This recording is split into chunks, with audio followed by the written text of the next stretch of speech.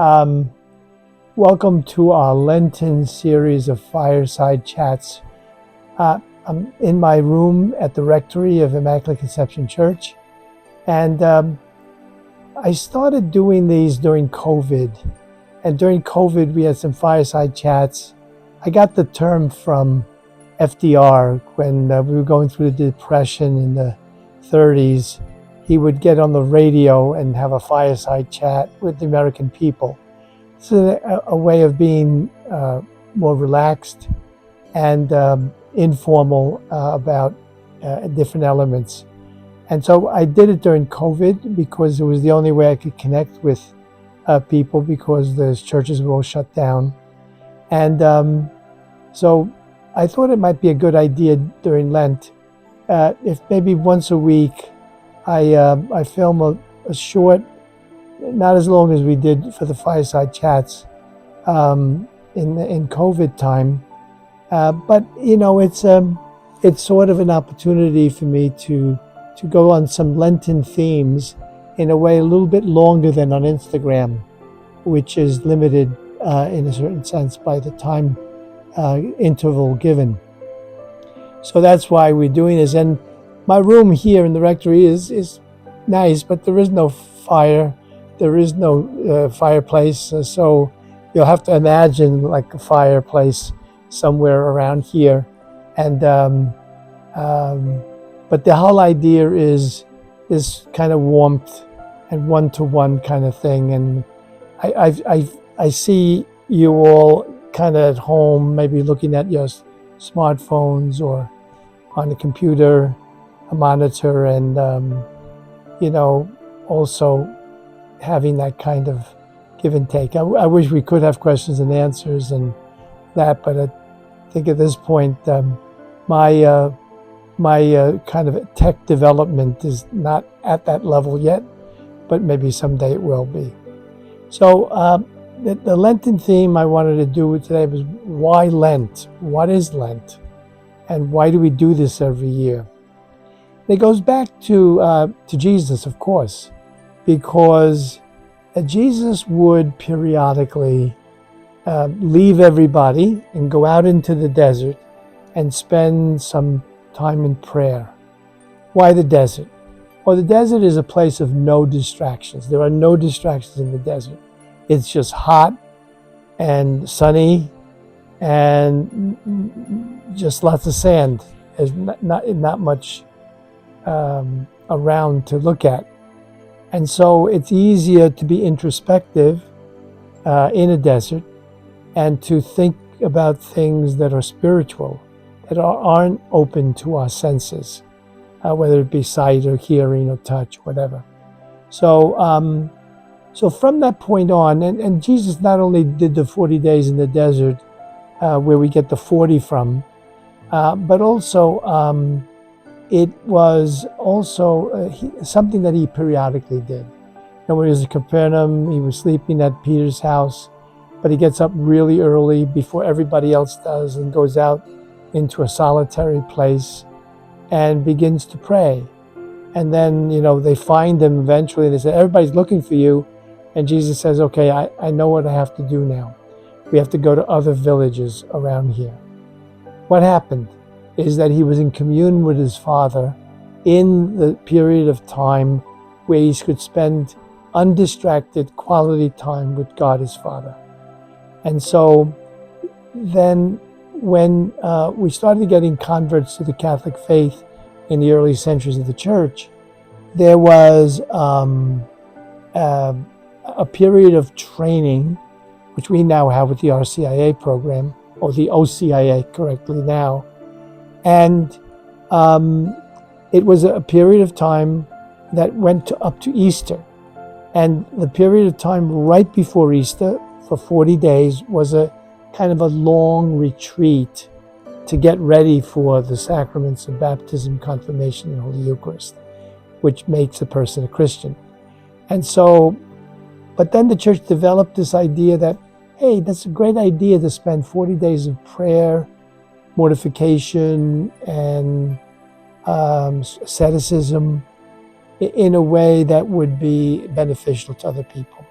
So they developed this idea of Lent, this period of time where the whole church, men, women, and children, lay people, priests, religious, everybody in the church, from the Pope on down, we spend this time in a special attitude of prayer, beginning with Ash Wednesday, and then ending with Palm Sunday and Holy Week.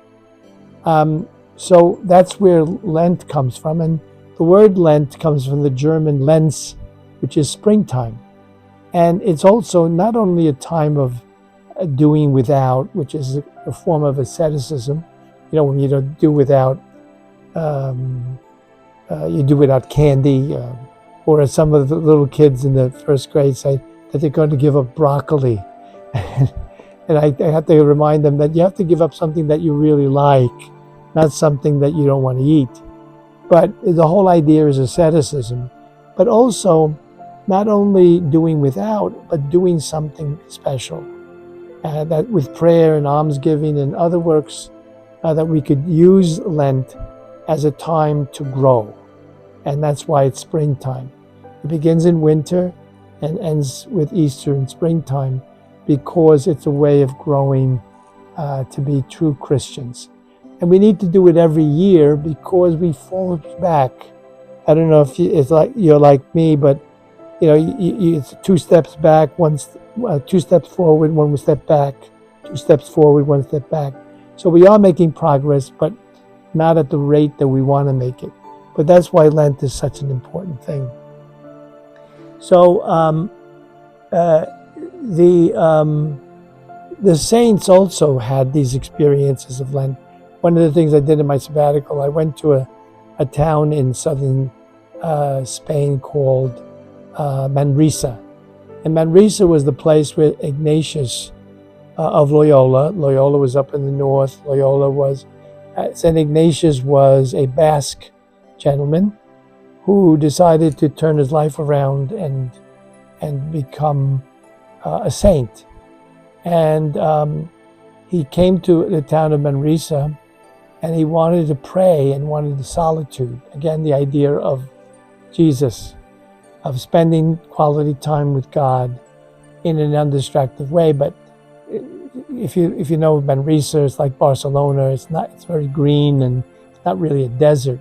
So what did he do? He went into a cova, a cave, and that's where he, in prayer, wrote the beginning of the spiritual exercises that are still being used today. In fact, when I was in Manresa, I spent 30 days of silence there in the retreat house, praying every night at the cova, which is still in the basement of the retreat house, the exact place where St. Ignatius used to go for his prayer.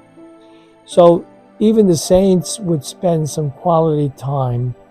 But, we do a parish retreat. We go to Huntington. We've done it for 15 years. We go to Huntington, the seminary, and we spend it for reflection, prayer. And it's a good experience, but there's something to the importance of doing it on your own and being in solitude is very important. And Lent gives you lots of freedom to decide, how am I going to spend Lent? What am I going to do during Lent? How is the Lent is going to be? So you have ways of fasting, for instance. We'll get to fasting another day. But for instance, you don't have to fast just from food. You can fast from your smartphone. Don't get excited. Don't worry. I'm not saying you have to do that, but it's another way of showing God His lordship, is that God comes before everything else. And so we priests, by the way, have to go on a retreat once a year. We're required by canon law to do a yearly priesthood retreat wherever we want to go. And the bishop checks up on us to make sure that we do it, because it's so very important. So Lent is the retreat every year that the whole church does together, and giving us enough freedom for us to choose around those themes of prayer, fasting, and almsgiving, the ways that we want to shape our retreat so that it becomes a very important thing. But that requires time, and you have to make decisions about what has to go in order for you to do more prayer. So let us begin this first meditation on Lent with the idea that we have to make this time different. And one way we can make it time different is to find ways of jettisoning things that we usually do so we have more time, and filling that time with things that we don't usually do but it would be very good to do. So have a happy Lent, and may you be strengthened through this yearly retreat to become a better Christian, a better Catholic. God bless you and good luck.